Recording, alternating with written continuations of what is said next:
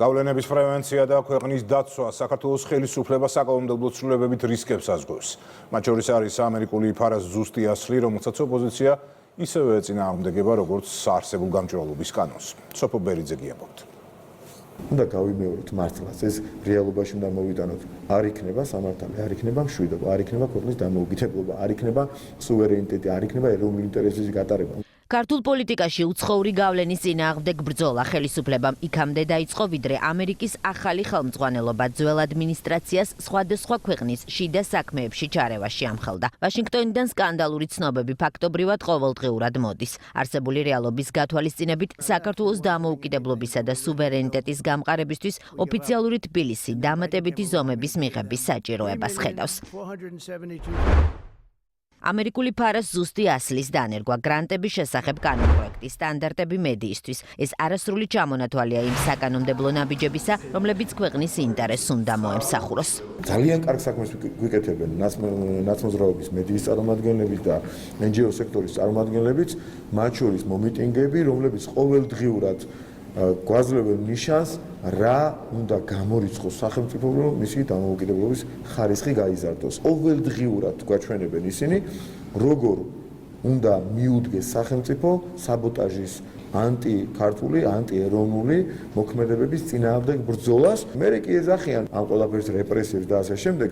გარეჯარევები რომ ყველა ქვეყნისთვის პრობლემაა, ამაზე მსოფლიო ლიდერები აღარ დავობენ. საქართველოსთვის კი უცხოური გავლენებიდან მომდინარე საფრთხე გაცილებით დიდია. განსაკუთრებით მაშინ, როცა ჩვენი ქვეყნის ირგვლივ ცეცხლის რკალია. ამიტომაც ახლა ხელისუფლების მიზანი დემოკრატიის გაძლიერებაა. ამისთვის რამდენიმე რაღაცას ვაკეთებთ. პირველი ეს არის თავად საზოგადოების ინფორმირება, საზოგადოება იცოდეს რა პრობლემების წინაშე ვდგავართ და უფრო მეტად ინფორმირებული გადაწყვეტილებები მიიღოს, მაგრამ მეორე მხრივ რა თქმა უნდა სისტემური მიდგომაც მნიშვნელოვანია. საუბარია ის, რომ მაქსიმალურად გავაძლიეროთ დემოკრატიული ინსტიტუტები. რომ საბოლოო ჯამში, როგორც ადამიანურ დონეზე, ასევე სახელმწიფო დონეზე, სისტემურ დონეზე, ქვეყანა იყოს გამართული, ქვეყანა იყოს მომზადებული და ნაკლებ მოწყვლადი მსგავსი გამოწვევების წინაშე. მსოფლიოში მიმდინარე მოვლენებიდან გამომდინარე და იმ გეოპოლიტიკური ვითარებიდან გამომდინარე, განსაკუთრებით მნიშვნელოვანია, რომ საქართველოს როგორც შემდგარმა სახელმწიფომ გაამკაცროს კანონმდებლობა, რომელიც უზრუნველყოფს გარეჩარევებისგან ქვეყნის დაცვას, რაც პირველ რიგში დაკავშირებულია ეროვნულ ინტერესებთან და ქვეყნის სუვერენიტეტის გაძლიერებასთან.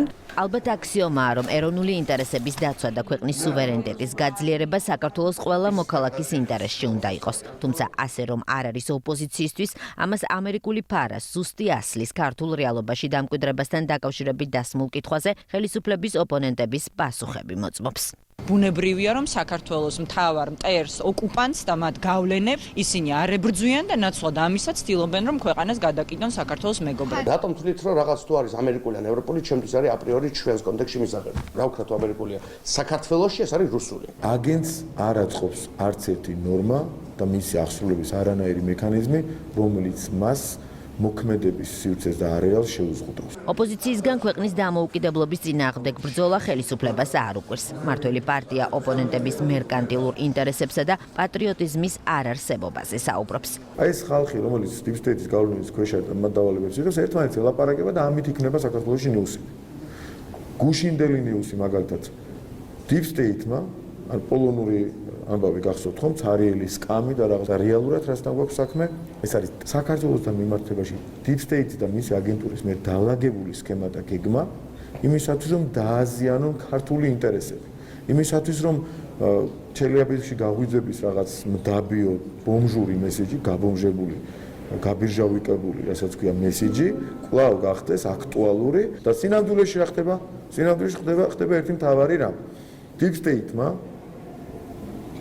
რაც არ უნდა რთული დასაჯერებელი იყოს, წააგო საქართველოში არჩევნები. აღარ იციან რა ქნან და ამ სისულელეებს დგავენ თავიანთი დღის წესრიგის თუ ფეიქების სახით. როდესაც ჩვენ სუვერენიტეტზე ვსაუბრობთ, აქ მნიშვნელოვანია რომ ამ დროს შენ სამშობლოს აღიარებ, სამშობლო გიყვარს და იცავ და ზრუნავ მასზე, მაგრამ ვისთვისაც საქართველოს სამშობლო არ არის, რა თქმა უნდა, მისთვის ეს საკითხიც პრობლემურია.